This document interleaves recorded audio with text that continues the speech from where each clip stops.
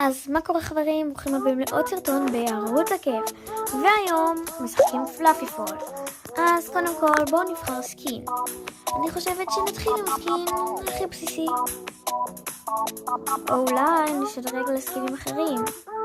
זה אחד הסקינים היפים. אולי נעבור לפירות. או אתם יודעים מה? בואו נעשה את התפוז. ונתחיל לשחק. פעם הייתי משחק בפלאפי פול לפני שעשו את העדכון שלו. עכשיו העדכון הוא הרבה יותר טוב. ככל שאתה מתקדם אתה גם מקבל פרסים, ככה שיש לך למה להתקדם. והנה, שיט, פספסתי את המטבע הזה. קרח. איך אני... לא, בעצם אני לא שונאת. אני אוהבת את זה קרח. את זה אין לי בעיה. גם את השלבים האלה אני אוהבת. את זה אני לא כל כך אוהבת. במיוחד כשזה בא בתוך הקרח. אוקיי, כן. ויש משהו שאני לא אוהבת כי אני כמעט תמיד נפסדת בו. גם זה לא אחד האהובים עליי. במיוחד ששמים את המטבעות באמצע. זה כאילו מטריף לי את השכל. אבל יש שלבים שפשוט קל לעבור אותם. הנה שוב פעם המטבע באמצע. איך אתם רוצים?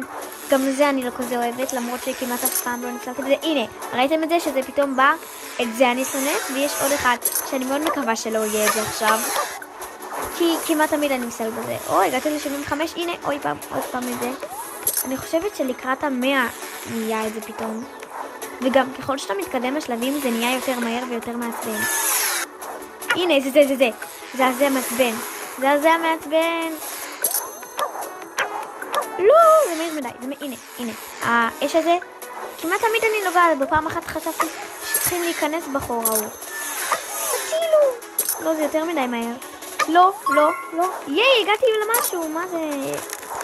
הנה, כאן בחור שם נכנסתי. חשבתי שצריך. מתתי. אז נתראה בסרטון הבא, במשחק אחר.